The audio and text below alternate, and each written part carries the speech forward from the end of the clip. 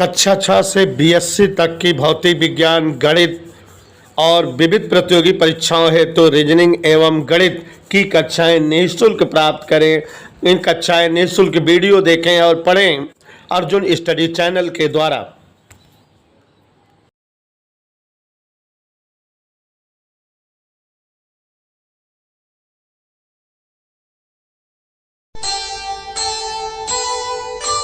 कर्म करे किस्मत बने, जीवन का यह मर्म, प्राणी तेरे हाथ में, तेरा अपना कर्म, तेरा अपना।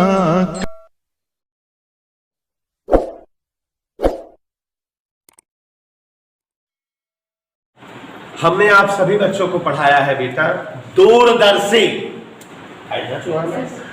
दूरदर्शी मतलब ऐसे समस्त प्रकाशिक यंत्र जिनके द्वारा दूर स्थित वस्तुओं का स्पष्ट, बड़ा और चमकीला प्रतिबिंब बने दिखे प्राप्त हो। प्यारे साथियों, दूरदर्शी में आपको समझाए हैं कि हमें दो प्रकार के दूरदर्शी पढ़ने होते हैं, परावर्तक दूरदर्शी, अपवर्तक दूरदर्शी। आपको यह भी समझाए हैं कि जिस दूरदर्शी में अभिदिशक और अभिनेत्रक के रूप में लेंसों का इस्तेमाल होता है वे दूरदर्शी अपवर्तक दूरदर्शी होते हैं, जो इसको वर्णन अभी हम लोग कल तक किए हैं। ठीक है, उसके बाद हमारा दूरदर्शी है परावर्तक दूरदर्शी, जो नया नवेला है, माने जिसको अभी तक हम लोगों ने कभी पढ़ा नहीं है। और यही मोस्टली चूंकि नई चीज है, फिक्स रहता है हर वर्ष बोर्ड एग्जाम में पूछने को आने को। तो देखो जी, यहाँ पर ध्यान दीजिए, परावर्तक दूरदर्शी, इधर क्लियर। तो परावर्तक दूरदर्शी मतलब वह दूरदर्शी जो परावर्तन की घटना पर कार्य करता हो। तो कहने का मतलब वह दूरदर्शी जो दर्पण से बना हो, माने जिसमें जो है अभिदिशक के रूप में दर्पण वगैरह लगे हो। तो बच्चों, जरा ये जो टॉपिक पढ़ाने जा रहे हैं थ्योरेटिकल ही है और एग्जाम दृष्टिकोण से बहुत ज़्यादा महत्वपूर्ण है, इसलिए बहुत अच्छे से पढ़िए और समझिए। परावर्तक दूरदर्शी, सबसे पहले तो इसकी जरूरत क्यों पड़ी ये बताना चाहूँगा। प्यारे बच्चों, दूरदर्शी के द्वारा दूर स्थित वस्तुओं का स्पष्ट और बड़ा प्रतिबिंब देखना होता है, और किसी दूर स्थित वस्तु का प्रतिबिंब स्पष्ट बने, चमकीला बने, इसके लिए एक आवश्यकता है। आवश्यकता क्या है कि जो अभिदिशक हो वो ज्यादा द्वारक और ज्यादा फोकसदारी वाला होना चाहिए। अगर जो है अभिदिशक माने जो वस्तु के सामने रहता हो वो ज्यादा द्वारक का हो और ज्यादा फोकस दूरी का हो, माने उसकी पावर, उसकी क्षमता, औकात, ताकत, स्टेमिना, पोटेंशियल वो ज्यादा रहेगी तो ज्यादा अच्छे से काम करेगा, प्रतिबिंब चमकीला बनाएगा। और वेन बड़ा रहेगा तो बहुत ज्यादा मात्रा में उस पर किरण आपतित होंगे और तभी प्रतिबिंब स्पष्ट और चमकीला बनने का चांसेस रहेगा। तो यहाँ देखो दो बातें हो गई। सुंदरम जी, दूरदर्शी के द्वारा दूर स्थित वस्तुओं का प्रतिबिंब स्पष्ट बने, चमकीला बने, इसके लिए एक आवश्यकता है कि जो अभिदिशक हम यूज कर रहे हो वो अभिदिशक ज्यादा द्वारक का होना चाहिए और ज्यादा, माने ये कंडीशन हो गई, जब तक अभिदिशक ज्यादा द्वारक और ज्यादा फोकस दूरी का नहीं रहेगा तब तक जो है उससे प्रतिबिंब स्पष्ट और चमकीला नहीं बनेगा। अब बेटा हमको अभिदिशक ज्यादा द्वारक और ज्यादा फोकस दूरी का लेना है। अगर हम अभिदिशक के रूप में उत्तल लेंस का प्रयोग करें तो हमें उत्तल लेंस अधिक द्वारक और अधिक फोकस दूरी का लेना होगा। बच्चों, ज्यादा फोकस दूरी का उत्तल लेंस बनाना बड़ा कठिन है, माने बहुत हार्डली, बड़ी मुश्किल से अधिक फोकस दूरी वाला उत्तल लेंस बन पाता है। और दूसरा, अगर हम उत्तल लेंस ज्यादा द्वारक का कर देते, माने जैसे इतना बड़ा उत्तल लेंस कर दिए, तो इससे जब प्रतिबिंब बनता है वो दोषपूर्ण प्रतिबिंब बनता है। उसमें एक दोष होता है गोलीय विघटन, ये काम करने लगता है। कौन सा दोष हमेशा काम करने लगता है? तो मिनी क्लास वाली जरा ध्यान से समझो, गोलीय विघटन क्या है। गोलीय विघटन ये होता है बेटा कि ये जो हमारा उत्तल लेंस है, ये जब बड़े आकार का है तो बड़े आकार के कारण आप गौर से देखो कि यहाँ पर माने मुख्य अक्ष के आसपास इसकी गोलाई ज्यादा है कि नहीं? यहाँ पर इसका गोलापन अधिक है, लेकिन ऊपर की ओर इसका गोलापन क्या है? कम। तो उसकी वजह से प्रतिबिंब अलग अलग साइज और अलग अलग स्थान पर बनने लगता है। क्यों?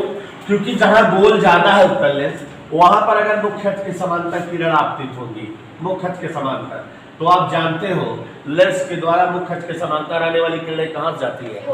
तो यहाँ पर गोलाई ज्यादा है, तो यहाँ के स्थान का फोकस बिंदु भी ज्यादा दूर होगा, और तब ये वाली किरणें जो है दूर से जाएंगी, ऐसे यहाँ से जाएंगी, फोकस यहाँ होगा। माने ये किरणें यहाँ पर प्रतिबिंब बनाएंगी कि नहीं? लेकिन इस जगह लेंस के ऊपर वाले स्थान पर गोलाई कम है, और यहाँ पर अगर जो है मुख्य अक्ष के समांतर किरणें आएंगी इस स्थान पर जहाँ जो है गोलाई कम है, तो ये जब कम गोल है तो यहाँ की वक्रता त्रिज्या कम होगी और फोकस दूरी भी कम होगी। तो यहाँ पर आपतित किरणें और पहले ही जो है मुख्य अक्ष पर फोकस बनाने लगेंगी, माने यहाँ पर फोकस बनाने लगेंगी। तो इन किरणों के कारण प्रतिबिंब अलग जगह बनने लगा, और इन किरणों के कारण प्रतिबिंब, इस दोष को गोलीय विघटन कहते हैं। शॉर्टकट में समझ गए ना गोलीय विघटन क्या होता है? कोर्स में अब नहीं है, नहीं तो जो है विघटन पढ़ाते हैं। विघटन हमने आपको एक दिन और एक समझाया था, वर्ण विघटन समझाया था कि अलग अलग रंग की किरणों के लिए प्रतिबिंब अलग अलग स्थान पर और अलग अलग साइज का बनता है, तो वो वर्ण विघटन होता है। और ये कौन विघटन है? गोलीय विघटन, आकार के कारण विघटन।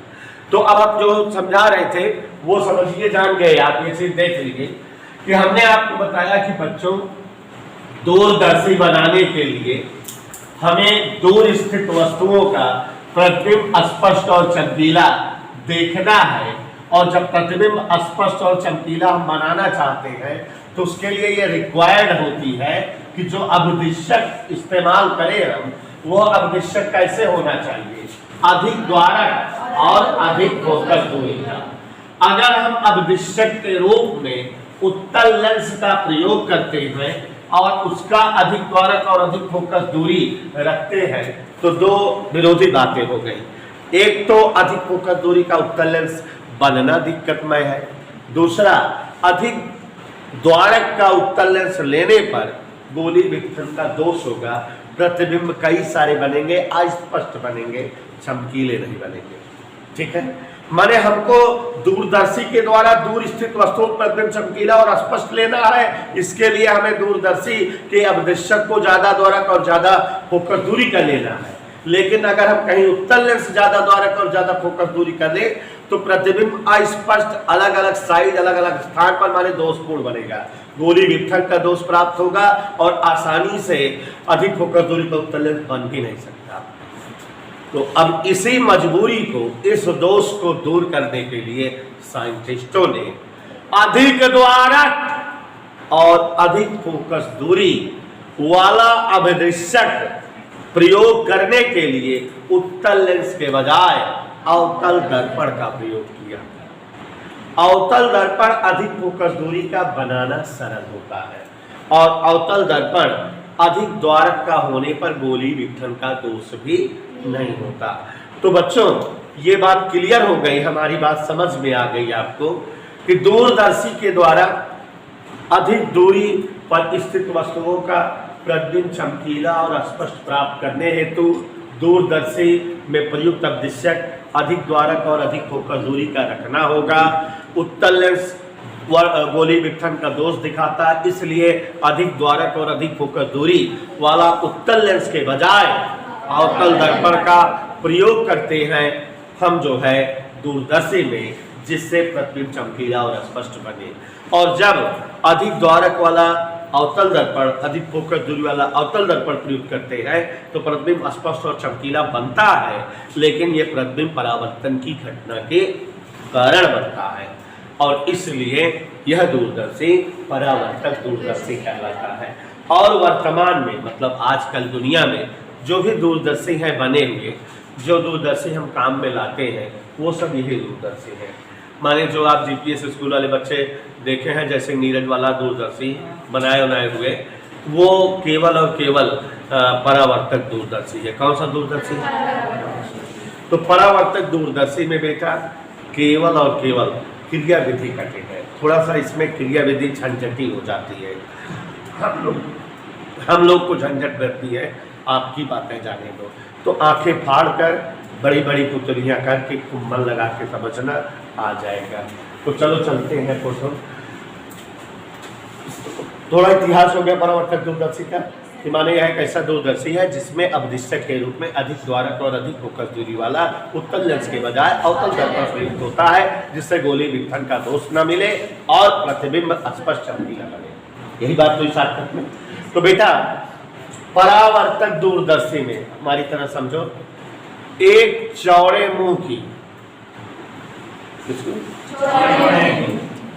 बेलनाकार नलिका होती है, जिसके खुले सिरे पर अधिक द्वारक और अधिक फोकस दूरी वाला अवतल दर्पण लगा होता है। गौर फरमाइएगा आपको।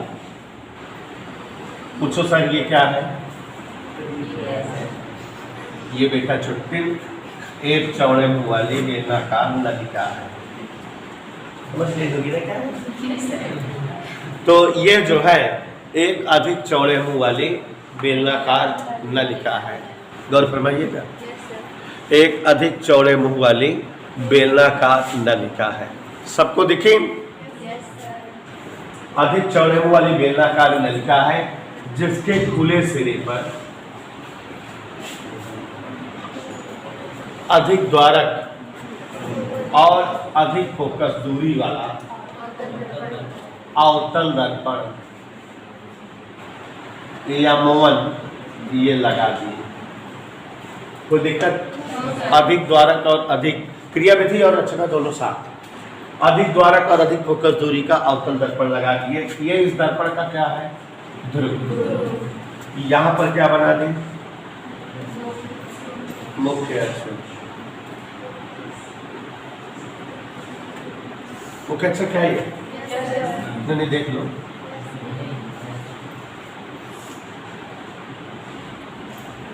इधर क्लियर? मुख्य अक्ष है। और इस दर्पण का कहीं पर फोकस होगा कि नहीं होने सर? फोकस के पहले, फोकस के मुख्य अक्ष पर 45 अंश के कोण पर झुका हुआ एक समतल दर्पण ऐसे लगा होता है। M2 दिख रहे हो? नहीं दिख रहे हो? ये परावर्तक दूरदर्शी चाचा हैं, और परावर्तक दूरदर्शी में एक चौड़े मुंह की बेलनाकार नलिका है। गोले सिरे से एक अधिक फोकस दूरी का अवतल दर्पण या मोवन लगा हुए है।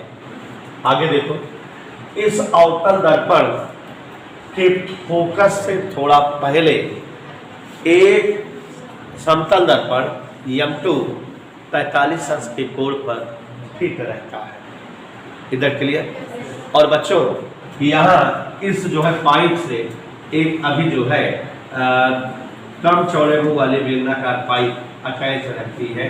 अभी हम आपको उसको बना के दिखाएंगे, ठीक है? तो सेट कर रहे हैं चित्र थोड़ा अच्छा से। अब बच्चों जिस वस्तु को देखना रहता है, जानते हो अवदिश्यक को उसकी ओर करते हैं। तो यहाँ वस्तु यह है, ये वस्तु AB है। कोई दिक्कत? किसके सामने है ये? अवदिश्यक रूपी अवतल दर्पण के सामने। तो वस्तु से टकरा कर क्या आएंगी?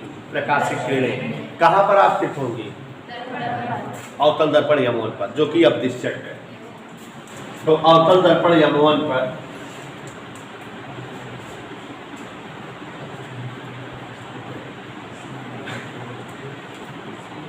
थोक के भाव में किरणें आपतित हो रही हैं।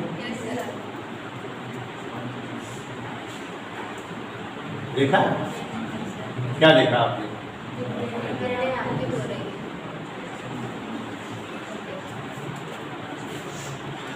दूर कहीं अनंत में वस्तु है और वहां से किरणें अवतल दर्पण पर आपतित हो रही है। अवतल दर्पण इन किरणों को क्या करेगा? परावर्तित करेगा। परावर्तित किरण करेगा और ये परावर्तित किरणें समतल दर्पण पर आपतित होंगी, है ना? जैसे ये किरणें परावर्तित हुई, ये किरण परावर्तित हुई, तो ये किरणें परावर्तित होकर कहाँ आपतित हुई? पक्का देख लो ना, विश्वास हो। समतल दर्पण पर हो रही है कि नहीं? किरणें कहाँ पर आपतित हुई? पहले अवतल दर्पण पर, और अवतल दर्पण से परावर्तित हुई किरणें, अवतल दर्पण इन किरणों को परावर्तित किया। चूंकि इसके फोकस के पहले ही ये किरणें कहाँ से आ रही थी? इसलिए ये अवतल दर्पण के फोकस पर मिलती, लेकिन सब फोकस के पहले कौन चाचा बैठे हैं? तो ये किरणें जो है फोकस के पहले बैठे हुए समतल दर्पण पर आपतित हुई और समतल दर्पण के द्वारा इन किरणों का परावर्तन। तो ये किरणें ऐसे जो है परावर्तित होंगी,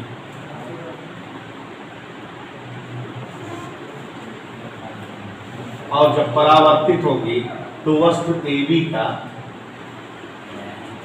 प्रतिबिंब बनाएगी, और वो प्रतिबिंब इस तरह से बच्चों ये ऐसे A' B' बनेगा। और हम लोगों की आवश्यकता रहती है कि इस प्रतिबिंब को हम लोग जो है सेटअप करते हैं, जानते हो कहाँ? जो दूसरा वाला लेंस होता है, माने एक दूसरी कम चौड़े मुंह वाली बेलनाकार नलिका होती है, जिसके खुले सिरे पर कम द्वारक और कम फोकस दूरी का एक जो है क्या लगा रहता है? अवतल लेंस। देखा नहीं? देखा। और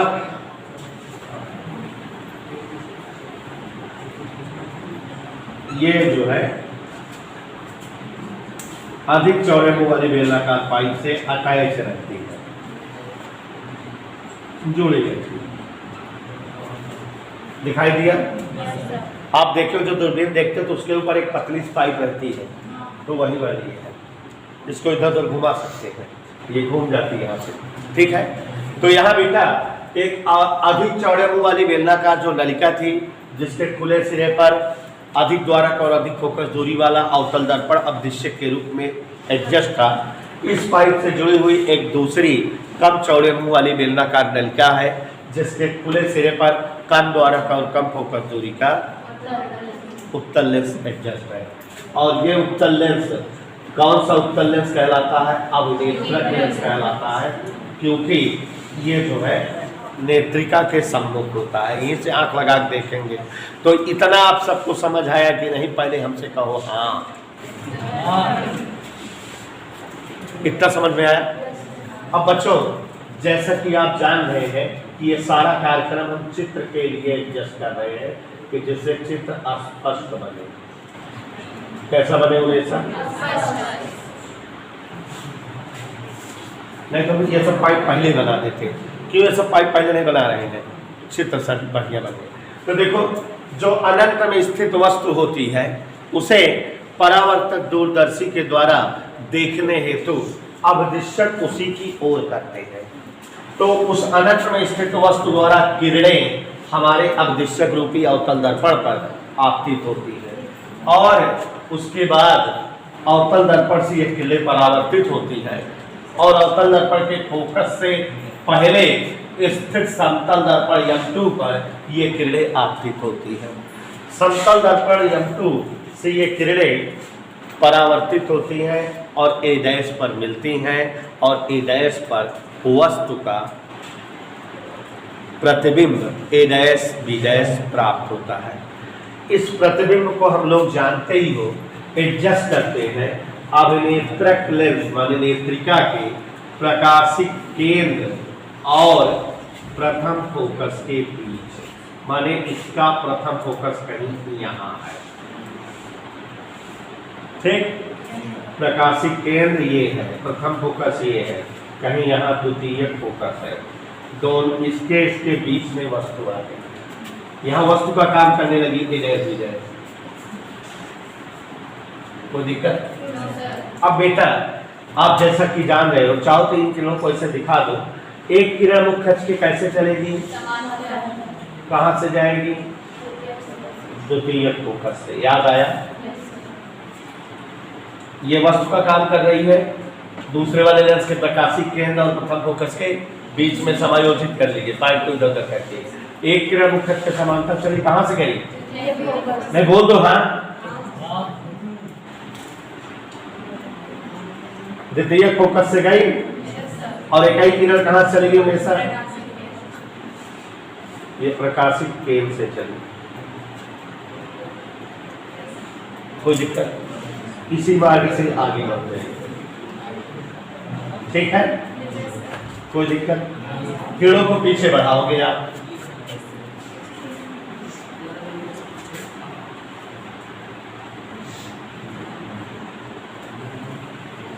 कहीं कट जाएंगी और जहां कट जाएंगी वहीं वस्तु AB का बहुत ज्यादा बड़ा प्रतिबिंब A double dash B double dash बन जाएगा कि नहीं? नहीं बोल दो। हाँ, बन जाएगा ना बच्चों?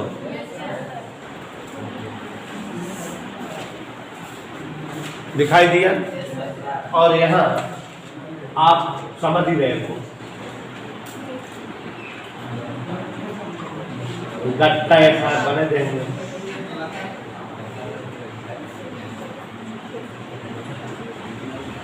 यहाँ से प्रतिबिंब देख लिया जाएगा। ये परावर्तक दूरदर्शी की क्रिया विधि और रचना दोनों साथ साथ है। ये तो थोड़ा झंझटी है कि नहीं बच्चों? बनाने लगोगे तभी पता लगेगा कैसे झंझट है। ठीक है, तो एक बार फिर हो जाए। दूरदर्शी के द्वारा दूर स्थित वस्तुओं का प्रतिबिंब स्पष्ट और चमकीला प्राप्त करने के लिए अवदिशक के रूप में अधिक द्वारक और अधिक फोकस दूरी वाला उत्तल लेंस प्रयोग करने पर गोली विपथन का दोष मिलता है। इसलिए उत्तल लेंस के बजाय अधिक द्वारक और अधिक फोकस दूरी वाला अवतल दर्पण प्रयोग किया जाता है परावर्तक दूरदर्शी में, और जिससे प्रतिबिंब स्पष्ट और चमकीला बनता है। अब बच्चों, परावर्तक दूरदर्शी में देखो जी, एक अधिक चौड़े मुंह वाली बेलनाकार नलिका जिसके खुले सिरे पर अधिक द्वारक और अधिक फोकस दूरी वाला अवतल दर्पण समायोजित होता है, और ये अवदिशक का काम करता है। इस पाइप से जुड़ी हुई एक कम चौड़े मुंह वाली बेलनाकार नलिका होती है जिसके खुले सिरे पर कम द्वारक और कम फोकस दूरी का उत्तल लेंस अवनेत्रक के रूप में लगा होता है। जिस वस्तु को परावर्तक दूरदर्शी द्वारा देखना होता है उसे हम उस वस्तु के सामने अवदिशक को करते हैं, तो अनंत में स्थित वस्तु से किरणें अवदिशक रूपी अवतल दर्पण पर आपतित होती है। अवतल दर्पण द्वारा ये किरणें परावर्तित होकर फोकस के पहले स्थित समतल दर्पण पर आपतित होती है। समतल दर्पण के द्वारा ये किरणें ए डैश पर परावर्तित होती है। ए डैश बी डैश वस्तु का AB का प्रतिबिंब बनता है।